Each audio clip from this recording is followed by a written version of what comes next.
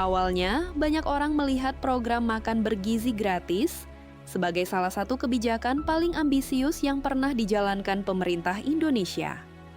Program ini tidak hanya menjanjikan makanan bergizi bagi jutaan anak sekolah, tetapi juga membawa harapan besar untuk mengurangi masalah gizi dan meningkatkan kualitas generasi muda. Bagi sebagian masyarakat, ini bukan sekadar program makan siang. Ini adalah investasi jangka panjang bagi masa depan Indonesia.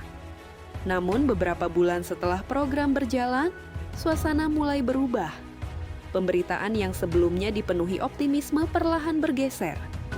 Muncul berbagai pertanyaan. Mengapa pembukaan dapur baru tiba-tiba dihentikan? Mengapa sebagian mitra yang sudah membangun dapur justru menyampaikan protes? Dan yang paling banyak dipertanyakan, apakah program ini sedang mengalami masalah? Untuk memahami jawabannya, kita harus kembali melihat tujuan awal program ini. Sejak awal, pemerintah menargetkan program makan bergizi gratis sebagai salah satu program prioritas nasional. Jutaan pelajar, balita, hingga ibu hamil direncanakan menjadi penerima manfaat. Targetnya sangat besar, begitu pula anggaran yang disiapkan. Namun menjalankan program sebesar ini tentu bukan perkara sederhana. Bayangkan saja, setiap hari makanan harus diproduksi, diperiksa kualitasnya, dikirim tepat waktu, lalu diterima oleh jutaan penerima manfaat di berbagai daerah dengan kondisi geografis yang sangat berbeda. Artinya, keberhasilan program ini bukan hanya ditentukan oleh anggaran, tetapi juga oleh kesiapan sistem di lapangan.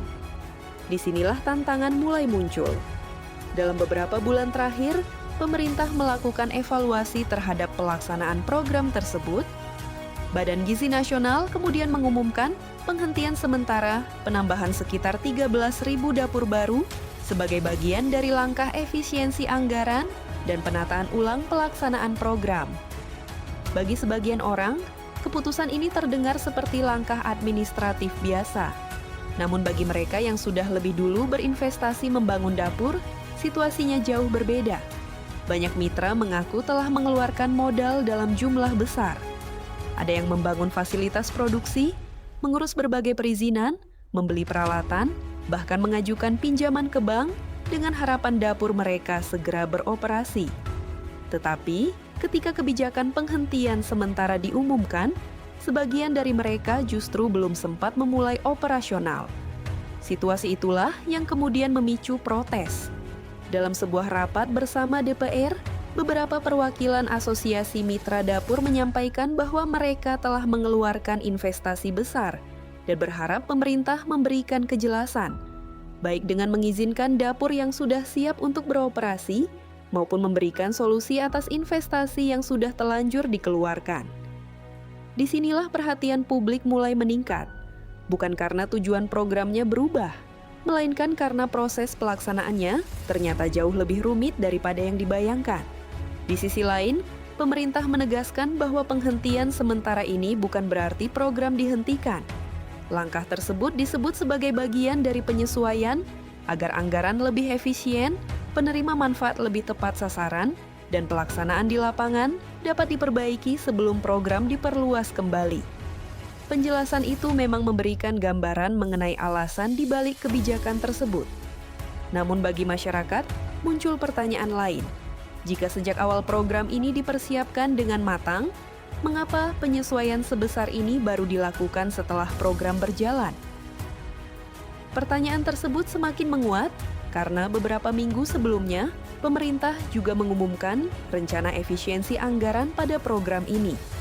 Salah satu usulan yang muncul adalah mengurangi jumlah penerima manfaat dibanding target sebelumnya, serta menunda perluasan jaringan dapur sampai evaluasi selesai dilakukan. Keputusan itu kemudian memunculkan dua pandangan yang berbeda. Sebagian pihak menilai evaluasi seperti ini memang wajar untuk program berskala nasional. Lebih baik dilakukan penyesuaian sejak awal daripada memaksakan perluasan yang justru berisiko menimbulkan masalah yang lebih besar. Namun di sisi lain, ada pula yang khawatir bahwa perubahan-perubahan tersebut bisa memengaruhi kepercayaan masyarakat terhadap program yang sejak awal menjadi salah satu janji utama pemerintah. Dan justru, disinilah cerita ini menjadi semakin menarik. Karena ternyata, persoalan program makan bergizi gratis bukan hanya soal anggaran atau jumlah dapur yang beroperasi. Masih ada rangkaian peristiwa lain yang membuat program ini terus menjadi perhatian publik.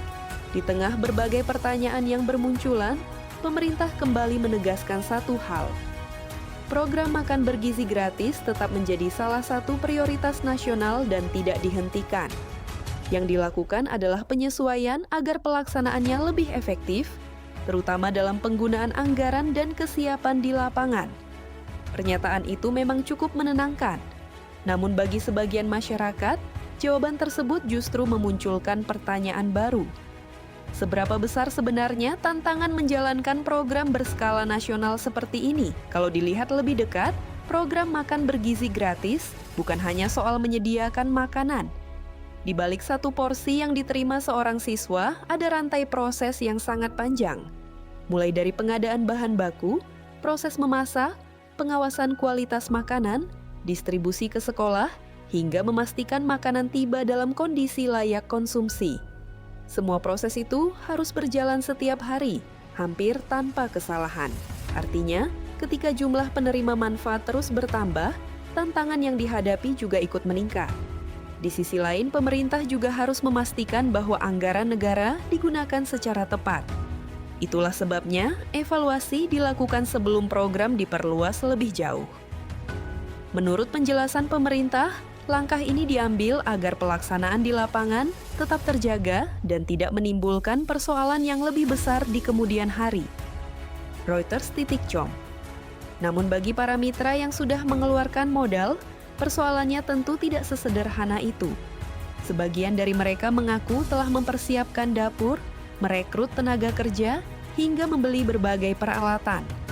Ketika pembukaan dapur baru ditunda, mereka berharap ada kepastian mengenai kelanjutan investasi yang sudah dilakukan. Disinilah pemerintah menghadapi tantangan yang tidak mudah. Di satu sisi, program harus tetap berjalan dengan perencanaan yang matang. Di sisi lain, para mitra juga membutuhkan kepastian agar investasi yang telah mereka keluarkan tidak berakhir sia-sia. Situasi inilah yang kemudian membuat pembahasan mengenai program makan bergizi gratis tidak lagi hanya berbicara tentang makanan. Isunya berkembang menjadi pembahasan mengenai tata kelola, efisiensi anggaran, kesiapan pelaksanaan, hingga bagaimana pemerintah mengelola program berskala nasional dengan jutaan penerima manfaat. Meski demikian, penting untuk dipahami bahwa hingga saat ini pemerintah tetap menyatakan komitmennya terhadap program tersebut.